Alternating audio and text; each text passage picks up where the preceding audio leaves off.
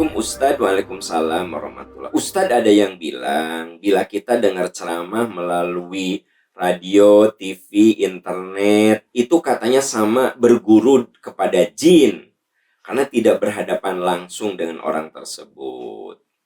Dan tidak akan ada yang bertanggung jawab kepada kita di akhirat. Benar Ustadz? Apa benar Ustadz?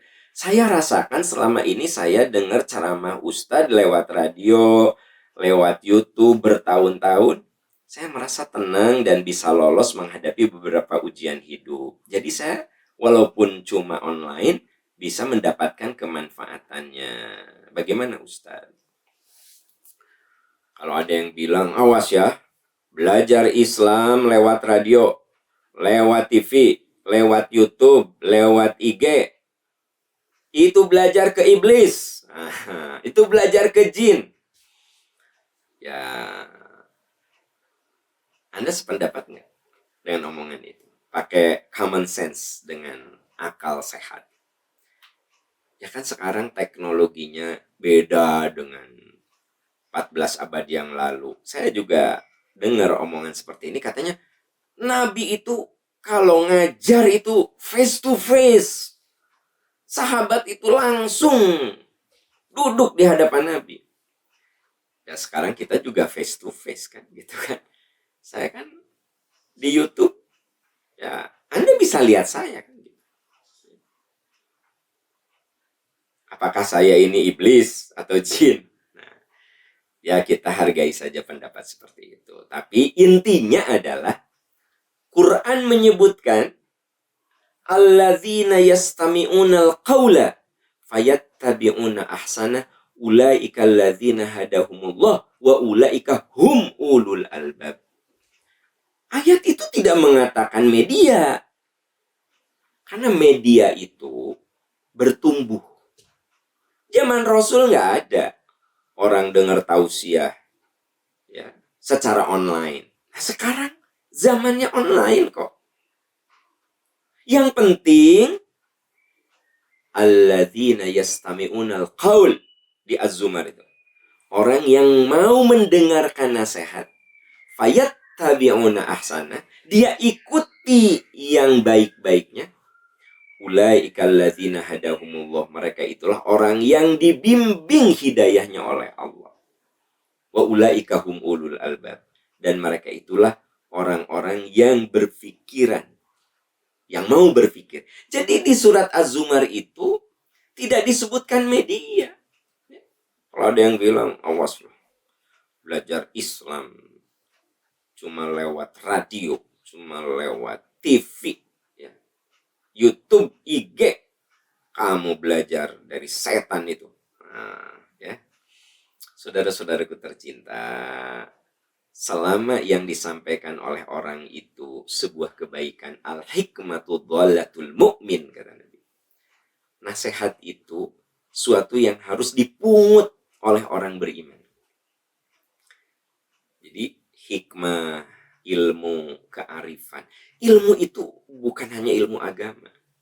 Ilmu tentang kesehatan, ilmu tentang gaya hidup yang sehat, ilmu tentang mendidik anak, ilmu tentang cara berkomunikasi dalam keluarga. Walaupun itu tidak pakai ayat Quran, itu ilmu.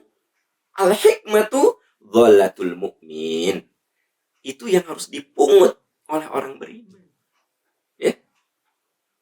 Berlian itu, walaupun di sampah, pungut. Gitu. Ya. Nah artinya, kalau ada yang bilang belajar secara online itu sama dengan dengar setan ya, atau dengar jin, ya itu terlalu berlebihan, ya, tidak benar itu. Di Quran disebut yang penting mendengarkan nasihat dan kamu ngikuti nasihat itu, kan gitu menurut surat Az-Zumar, ya.